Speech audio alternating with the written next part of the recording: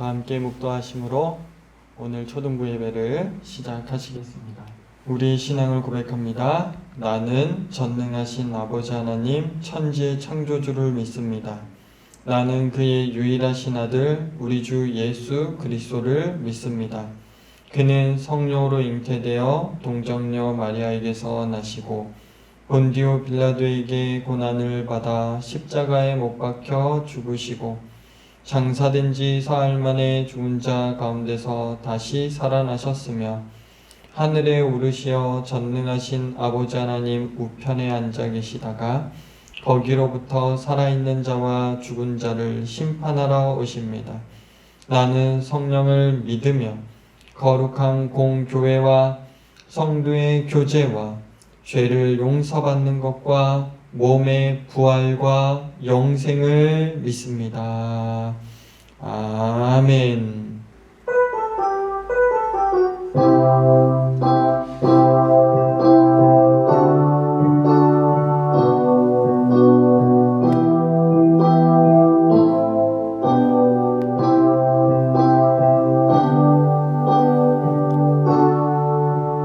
전능하신 나의 주 하나님은 능치 못하실 일 전혀 없네. 우리의 모든 간구도 우리의 모든 생각도 우리의 모든 꿈과 모든 소망도 신실하신 나의 주 하나님은 우리의 모든 괴로움 바꿀 수 있네. 불가능한 일 행하시고 죽은 자를 일으키시니 그를 이길 자 아무도 없네. 주의 말씀 의지하여 깊은 곳에 금을 던져 오늘 그가 놀라운 일을 이루시는 것 보라. 주의 말씀 의지하여 믿음으로 금을 던져 믿는 자에게 능치 못함 없네. 다 함께 기도하시겠습니다. 하나님 아버지, 오늘도 은혜를 주셔서 우리 초등부가 하나님 앞에 예배할 수 있도록 인도하여 주셨으니 감사합니다. 오늘 예배할 때 신령과 진정으로 하나님을 예배하게 하여 주시고 아버지, 우리의 모든 죄악과 연약함과 악함들 십자가의 보혈로 다 덮어주셔서 이 시간에 하나님과 교제하고 사랑하고 하나님께 영광 돌리는 이 시간 어떤 것도 방해되지 않도록 주님께서 인도하여 주시옵소서. 하나님의 말씀이 우리의 삶을 바꾸어내고 새롭게 함을 믿습니다. 마치는 시간까지 모든 예배 가운데 함께 하실 것을 믿고 감사드리며 예수님의 이름으로 기도하옵나이다. 아멘. 하나님의 말씀은 사무엘상 16장 29절에서 34절까지 있는 말씀입니다. 하나님의 말씀 열왕기상 16장 29절에서 34절까지 있는 말씀입니다. 목사님이 받들어서 공독해 올립니다. 유다의 아사왕 제38년에 오므리의 아들 아합이 이스라엘의 왕이 되니라. 오므리의 아들 아합이 사마리에서 22년 동안 이스라엘을 다스리니라. 오므리의 아들 아합이 그의 이전의 모든 사람보다 여호와 보시기에 악을 더욱 행하여 느밧의 아들 여로보암의 죄를 따라 행하는 것을 오히려 가볍게 여기는 시돈 사람의 왕 엣바알의 딸 이사벨을 아내로 삼고 가서 바알 섬겨 예배하고 사마리아에 건축한 바알의 신전 안에 바알을 위하여 제단을 쌓으며 또 아세라 상을 만들었으니 그는 그 이전에 이스라엘의 모든 왕보다 심히 이스라엘 하나님 여호와를 노하게 하였더라. 그 시대에 베델 사람 히엘이 여리고를 건축하였는데 그가 그 터를 쌓았을 때에 맏아들 아비람을 잃었고 그 성문을 세울 때에 막내 아들 수굽을 잃었으니 여호와께서 눈의 아들 여호수아를 통하여 하신 말씀과 같이 되었더라. 아멘. 오늘부터 목사님이랑 함께 이 열왕기에 대해서 함께 나누고자 합니다.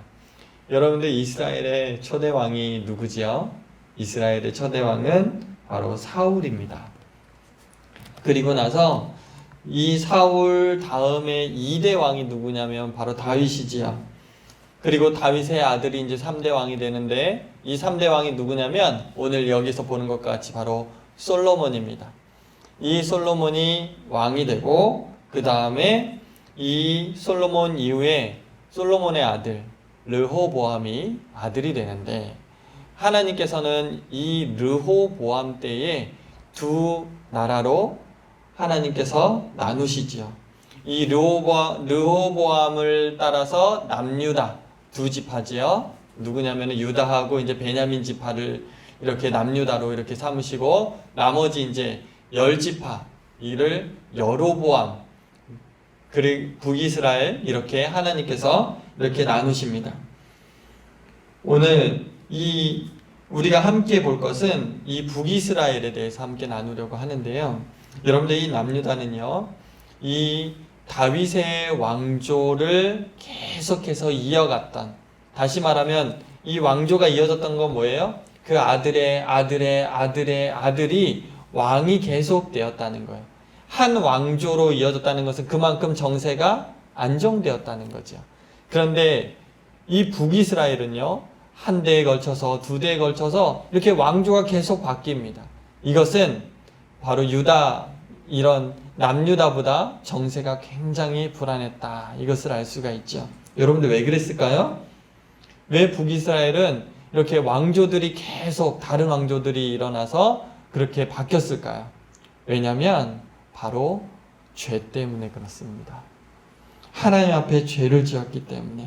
오늘 본문에 보면은 이 북이스라엘의 왕에 대해서 이렇게 얘기하고 있는데, 이 왕에 대해서 첫 번째 왕이 여로보암이 있죠. 두 번째가 아들 나답이었습니다. 그 다음 왕은 이제 왕조가 바뀌어요. 바하사 왕인데 그 바하사 왕 다음에 엘라 다음에 시므리, 그 다음에 또 왕조가 바뀌어서 오므리, 그 다음에 아합, 이렇게 계속 쭉쭉 이어져 가거든요. 근데 이 왕들을 성경에서는 뭐라고 평가하느냐? 오늘 본문에 보니까 글씨가 잘 안 보이죠? 목사님 한번 읽어볼게요.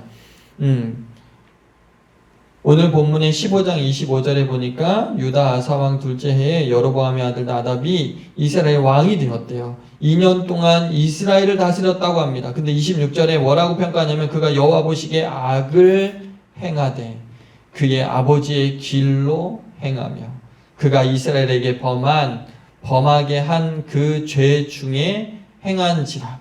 그 다음 왕 나답, 그리고 바하사에 대해서 또 뭐라고 표현하고 있냐면 이렇게 표현해요. 바하사가 여호와 보시기에 악을 행하되 여로보암의 길로 행했다.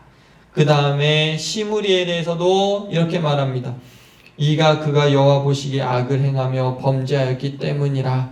그가 여로보암의 길로 행하며 그가 이스라엘의 죄를 범하게 한 죄 중에서 행하였더라. 오므리도 마찬가지. 이렇게 똑같이 모든 왕들이 성경에서 평가하는 것은 뭐예요? 바로 죄입니다. 죄를 짓게 하였다.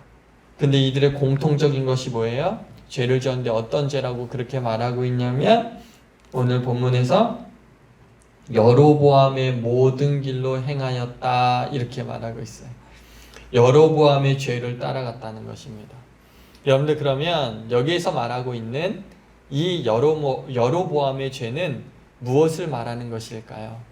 이 여로보암의 죄는 무엇인가요? 이 사항들을 좀 생각해 보면은 여러분들 솔로몬이 하나님을 섬기고 이스라엘을 잘 통치하다가 그의 말년에 우상을 섬기게 되는 그런 죄를 짓게 됩니다. 그래서 하나님은 이 솔로몬 때에 나누시 아니하시고 그 아들 이 르호보암 때에 심판하셔서 나라가 바뀌게 돼요. 그런데 그 당시에 공사 감독관이 있었는데 그 사람이 바로 여로보암이었어요. 이 여로보암에게 하나님의 사자가 나타나서 말합니다. 내가 너 10나라의 10지파의 왕이 되게 할 거야. 공사장이었는데 불구하고 감독관이었는데도 불구하고 왕조가 아니었어요. 그런데 하나님의 은혜로 부르셔서 이를 왕으로 하나님께서 삼으셨죠. 하나님이 왕으로 삼으신 것은 하나님의 주권으로 하나님의 은혜로 왕을 삼으신 거죠. 그런데요, 여러분들, 이 여로보암이 왕이 된 다음에 어떻게 했냐면 여기에 보듯이 지금 이 북이스라엘과 이렇게 남유다가 이렇게 서로 나눠졌는데 이 북이스라엘인 이 왕인 이 여로보암이 이 당시에는 절기가 되면 모든 남자들이 어디로 가서 예배를 드렸냐면 예루살렘에 가서 다 예배를 드렸어요. 모든 지역에 있는 사람들이 다 어디로 모였냐면 남유다의 예루살렘으로 모여서 다 예배를 드렸어요. 그러니까는 이 북이스라엘 왕 이 여로보암이 어떻게 있겠어요? 남유다로 못 내려가게 하기 위해서는 어떻게 해야 되겠어요? 이 북이스라엘의 교회를 세워야 됐었어요. 성전을 세워야 됐어요. 그래서 어디에 세웠냐면 여기에 빨간 데로 보인 이 베델과 그리고 저 북쪽의 단 여기에다가 제단을 쌓고 그리고 거기에 금송아지를 만들어서 이것이 하나님이다. 너희들 이것을 섬겨라. 이러면서 이스라엘 사람들에게 남유다로 내려가지 못하도록 북이스라엘 베델과 단에서 예배하도록 우상 숭배하도록 하는 죄를 짓게 되었어요. 여러분들 이건 뭔 말이에요?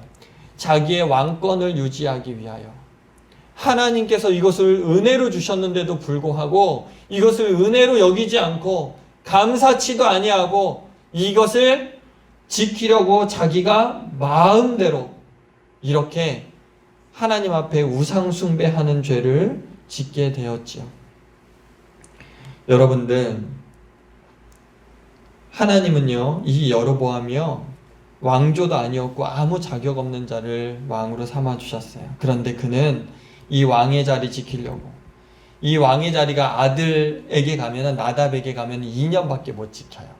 근데 이거 그냥 지키려고 그렇게 애를 쓰면서 하나님의 은혜를 저버리는, 하나님의 은혜를 은혜로 여기지 않는 죄를 범하게 되는 거죠. 여러분들, 하나님이 우리에게 주신 은혜들을 한번 손꼽아 세어보세요. 얼마나 많이 있습니까? 특별히 믿음. 하나님의 나라에 들어갈 수 있게 하는 이 믿음. 다른 거 아니에요. 우리 착한 일로도 안 되잖아요. 여러분들 한번 생각해 보세요. 우리가 선한 거라고 생각하는 거, 아주 잘 되는 거라고 생각하는 거, 그거 하나 딱 붙들고 우리가 열심히 그걸 위해서 살아봐요. 3일 넘어갑니까? 안 되거든요. 우리는 그만큼 선한 사람이 아니라는 거예요. 착한 사람이 아니라는 거죠. 그런데 하나님은 우리에게 믿음을 주셔서 그 천국에 들어가게 하셨어요. 여러분들, 이 믿음 주신 게 얼마나 감사한지. 우리 같은 죄인에게 이 믿음을 주신 것이 얼마나 기쁜지. 여러분들, 이것이 우리의 감사 제목이어야 돼요. 이 은혜가 항상 우리 가운데 살아있어야 됩니다. 생생하게 살아있어서 하나님을 찬양하는 자가 되어야 돼요. 여러분들, 이 은혜가 여러분들에게 아직도 민감하게 그렇게 살아있습니까? 여러분들도 우리에게 가족 주신 것 얼마나 큰 은혜예요. 우리가 지금 이렇게 입고 있는 것, 우리가 누리고 있는 것, 집이 있는 것, 지붕이 있는 집이 있는 것, 바람을 막을 수 있는 집이 있는 것, 이것이 얼마나 기쁜지, 얼마나 은혜인지 몰라요. 그런데 이런 은혜를 생각하지 않고 안개와 같은 몇 가지 없어질까봐 그거 붙들고 있느라고 은혜를 까먹어버리는 그런 안타까운 일이 우리에게 생기면 안 되겠지요. 여러분들, 우리 초등부 친구들, 하나님이 우리에게 은혜 주셨습니다. 이 은혜 주신 것 우리가 둔감해지면 안 돼요. 여로보암은 그렇게 붙들려고 했던 그 왕자 금방 사라지는데 그거 붙드느라고 하나님의 은혜를 저버리고 죄를 짓고 우상숭배하게 되지. 하나님의 은혜가 무엇인지 여러분들 하나하나 세보고, 그리고 이것을 감사하는 우리 친구들이 되시기를 주님의 이름으로 축복합니다. 여러분들, 또 두 번째로 이 여로보암이 지었던 죄는, 여로보암의 죄는 바로 하나님의 은혜를 잊어버리는 거였어요. 여러분들, 그리고 이 두 번째로 여로보암이 어떤 죄를 지었냐면, 오늘 본문에 아주 치명적인 죄를 지었는데, 그것이 뭐냐면 바로 말씀을 왜곡하는 거였어요. 말씀을 바꾸는 일을 했어요. 그게 어떤 거냐? 여러분들, 율법에서는요, 하나님을 이렇게 예배하라 정확하게 하나님께서 우리에게 긴가민가하게 말씀하시지 않으셨어요. 정확하게 계시하셔서 성경 말씀에 너희들이 이렇게 예배해라 하나님이 우리에게 말씀하셨죠. 예루살렘에 모여서, 중앙성전에 모여서, 그리고 제사장들과 그렇게 하나님 앞에 어떤 절차를 가지고 예배해야 되는지를 정확하게 하나님이 성경에서 말씀하셨죠. 그런데요, 성경 말씀대로 하지 않고 이 하나님의 말씀을 왜곡합니다.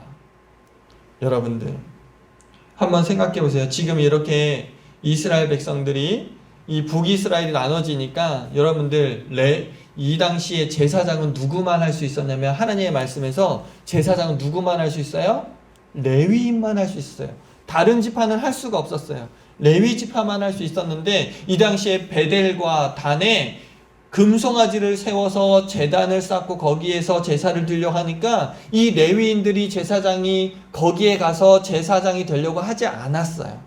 그러니까 이 여로보암이 레위인으로 제사장을 삼지 않고 누구를 삼았냐면, 아무나 다 원하는 사람, 그 사람들을 그냥 제사장으로 삼아버린 거예요.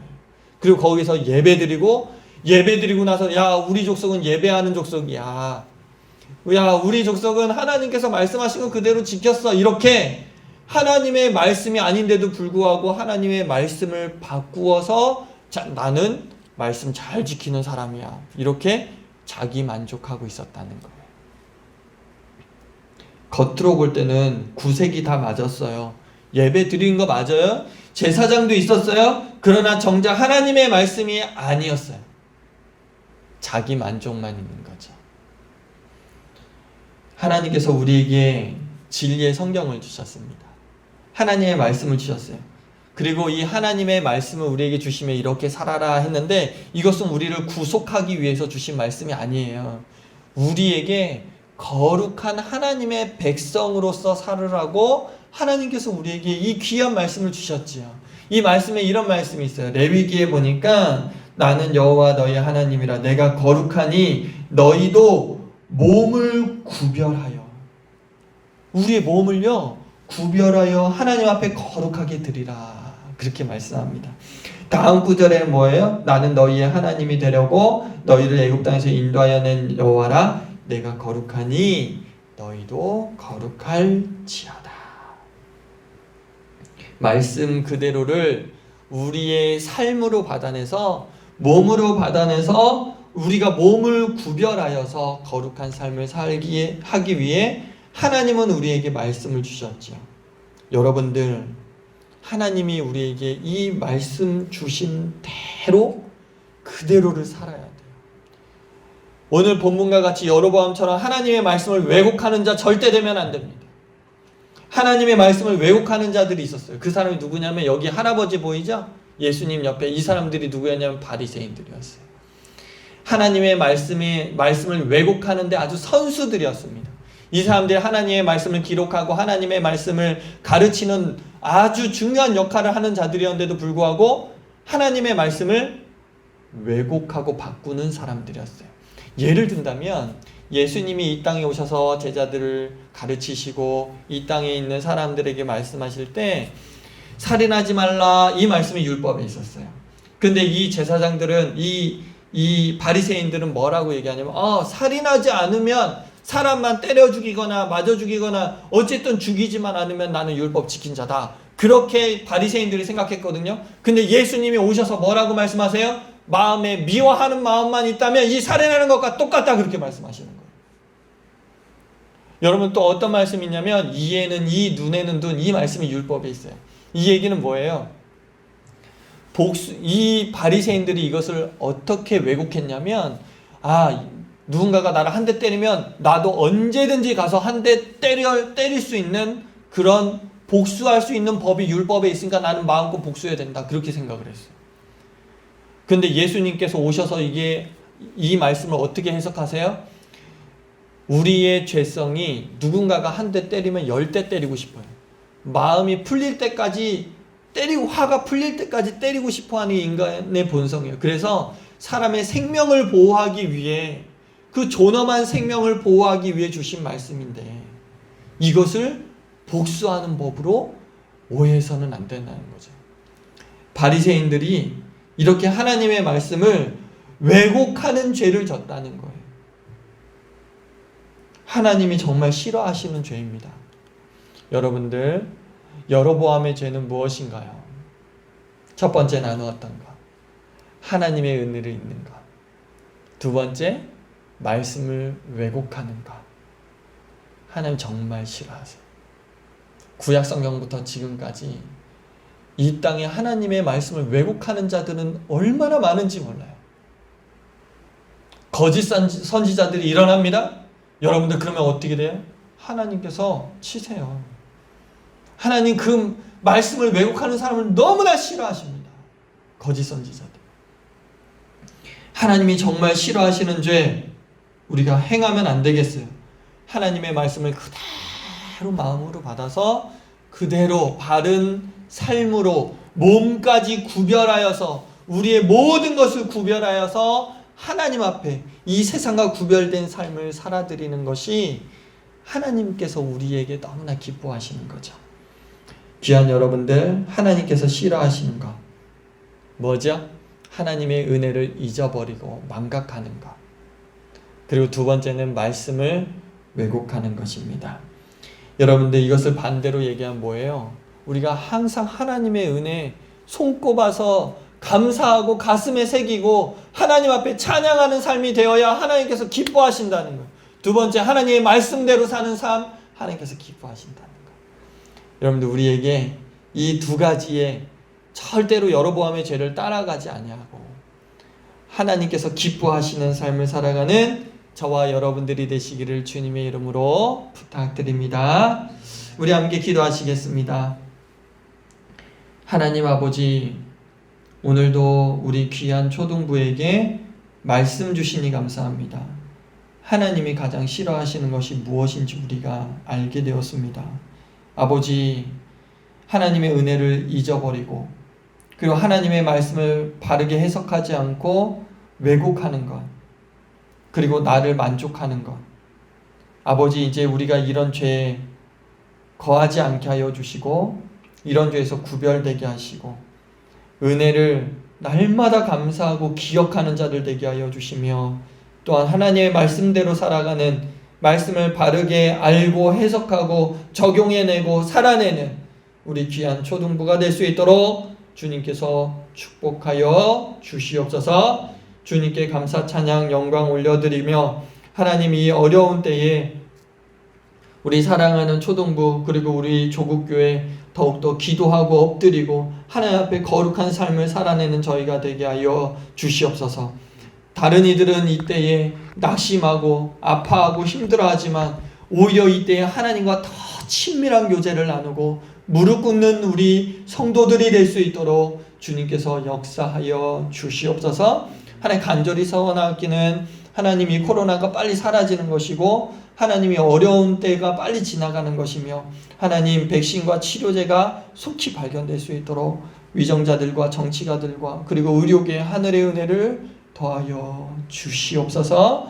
오늘 주님을 찬양하고 높여드리며 지금은 우리 주 예수 그리스도의 은혜와 극진하신 사랑하심과 성령님의 감동, 감화, 교통, 충만하심이 주님의 몸된 공동체 초동부에 영원토록 함께 있을지어다. 아멘.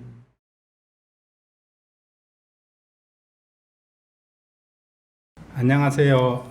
본과 시간입니다. 우리가 오늘 배울 내용은 십계명에 대한 진리를 배우는 시간 갖겠습니다. 성경 제일 뒤에 보면은 십계명이 있죠. 율법. 십계명은 모세가 BC 1500년대에 애굽으로부터 이스라엘 백성들이 바람 광야로 이렇게 출애굽하여서 바로 그 위에 가나안 땅으로 가지 않고 하나님께서 시내산으로 자기 백성들을 인도해 있어서 그곳에서 언약을 맺으면서 하나님과 이스라엘 백성들 간에 주면서 그 많은 율법서를 이렇게 종합적으로 뽑아보니까 10개로 간추렸을 때 이런 내용이 있습니다. 먼저 오늘은 다음 시간부터 십계명에 대한 것을 구체적으로 배우기로 하고, 십계명에 대해서 들어가기 전에 39번 인간의 의무, 하나님이 인간에게 요구하시는 것은 무엇입니까? 답으로서 하나님이 인간에게 요구하시는 것은 하나님이 계시하신 뜻에 순종하는 것입니다. 조금 뒤에 이렇게 설명하기로 하고요. 40번 도덕법, 사람이 순종하도록 하나님이 처음 계시해 주신 법칙은 무엇입니까? 하나님이 처음 계시해 주신 법칙은 도덕법입니다. 41번 도덕법의 요약인 십계명, 도덕법은 어디에 요약되어 있습니까? 도덕법은 십계명에 요약되어 있습니다. 42번 십계명의 요약, 하나님과 이웃사랑. 십계명의 핵심은 무엇입니까? 십계명의 핵심은 우리의 마음과 영혼과 힘과 뜻을 다하여 주 하나님을 사랑하고 우리 이웃을 우리 자신처럼 사랑하는 것입니다. 십계명의 머릿말은 무엇입니까? 십계명의 머릿말은 나는 너를 애굽 땅 종 되었던 집에서 인도하여 내 하나님 여호와이라입니다. 십계명의 머릿말의 의미는 무엇입니까? 십계명의 머릿말이 우리에게 가르쳐 주는 것은, 십계명의 머릿말이 우리에게 가르쳐 주신 것은 하나님이 주님이요 우리의 하나님이며 구속자이시기 때문에 우리는 하나님의 모든 계명을 반드시 지켜야 한다는 것입니다. 이것은 웨스트민스터 소교리에서 나오는 십계명에 대한 해설이고, 십계명은 이렇게 한 청년이 예수님한테 왔어요. 그리고 예수님한테 질문을 했습니다. 하나님, 우리가 무엇을 해야 영생을 얻을 수 있습니까? 그러니까 예수님께서 대답을 뭐라고 하셨어요? 모든 율법을 지켜야 내가 구원을 얻을 수 있단다, 이렇게 말씀하시니까 이 청년이 저는 하나님이 주신 율법을 다 지켰습니다, 이렇게 대답을 했어요. 그러니까 예수님이 잘했다고 그런 게 아니라 그 청년을 바라보시면서 내가 가지고 있는 소유를 팔아서 내 이웃에게 주고 와서 나를 따르라, 이렇게 말씀을 하신 성경 구절이 있습니다. 이 십계명은 우리가 배워서 이렇게 지식으로 아는 것이 아니라 실질적으로 이 청년처럼 이렇게 청년이 순종했어요? 못했어요? 이 청년이 재물이 많이 있는 사람이었나 봐요. 예수님께서 그렇게 명하실 때 네 알겠습니다, 그리고 삭개오처럼 자기의 것을 팔아서 드린 것이 아니라 이 청년은 근심하고 돌아갔다고 했어요. 그러니까 예수님 뭐라고 보겠어요? 우리도 역시 신앙생활하면서 율법을 이렇게 구약 말씀을 보고, 또 오늘 우리 목사님께서 설교 시간에 살인하지 말라, 이건 십계명에 들어가 있는 거죠. 1계명부터 4계명까지는 하나님에 대한 의무, 그리고 5계명부터 10계명까지는 인간에 대한 이렇게 우리가 지켜야 할 도덕법, 이렇게 구분되어 있거든요. 율법사가 말을 한 거예요. 예수님한테 똑같은 청년처럼. 그랬을 때 예수님께서 똑같이 대답해요. 율법사에게 하나님을 사랑하고 내 이웃을 사랑하는 것이 내가 내게 준 율법의 완성이라는 게 모든 것이라고 말씀하잖아요. 그러니까 살인하지 말라는 것은 이 십계명의 해설에서는 어떻게 나오냐면은 이렇게 출애굽해서 같이 이제는 광야에서 이렇게 40 몇 년 동안 살면서 이스라엘 백성들이 법이 없었으니까 법을 제정해 주는 거지. 그때 이웃을 소중히 여기라는 거예요. 사랑하고 싸우지 말고 살인하지 말라는 그 기본 취지가, 구약에서는 살인하지 말아야겠지만 예수님께서 형제를 미워하는 것 자체가 살인이라고 말했잖아요. 그러니까 그 구약에 주신 신의 산에서 하나님께서 살인하지 말라 하는 그 법의 취지가, 하나님 생각이 뭐냐면, 너희가 형제를 미워하면 벌써 살인한 거야. 꼭 누구를 칼로 찔러서 죽여서 피를 봐서 그 사람 생명을 끊어야 이 살인죄가 아니라, 한 형제를 바라보고 시기하고 미워했어. 그러면 이미 네 마음속에 살인을 한 거야. 또 간음하지 말라도 그래. 구약에서는 분명히 간음하지 말라. 이런 신약에서는 예수님께서 똑같은 십계명을 갖고 해석을 달리 하잖아요. 왜? 더 세밀하게. 어떤 한 여자를 보고 음욕을 품으면은 벌써 너는 간음한 거야.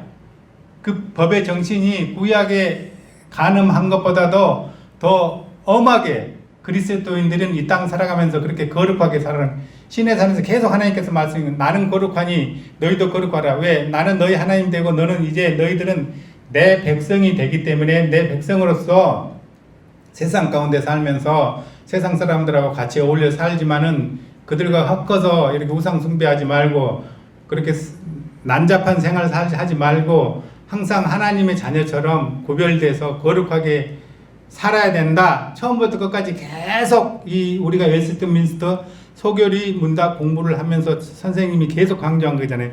그리스도인들은 하나님의 말씀을 배워서 지식으로 아는 것이 아니라 그것을 내 몸으로 직접 행동한다는 거지.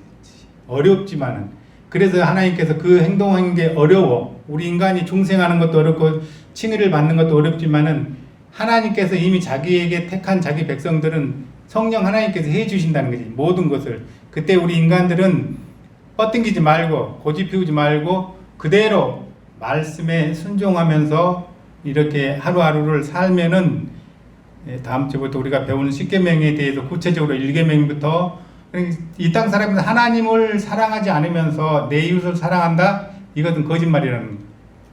우리가 먼저 그리스도인들은 하나님을 전심으로 사랑하고, 우리 담임 목사님도 개개인들에게 이렇게 문자 보내주셨던 것을 우리 교인들은 다 봤잖아요. 그 말씀에 순종하는 거예요. 세상법하고 하나님법하고 충돌하지 않을 때는 세상법을 우리는 분명히 성경에도 그렇게 나와 있잖아요. 따르면서 사는 거예요.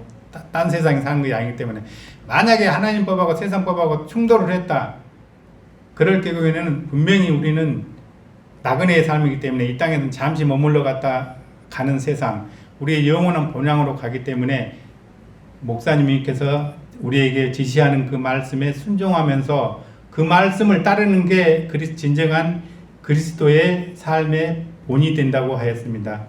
오늘은 이것으로 마치겠습니다. 감사합니다.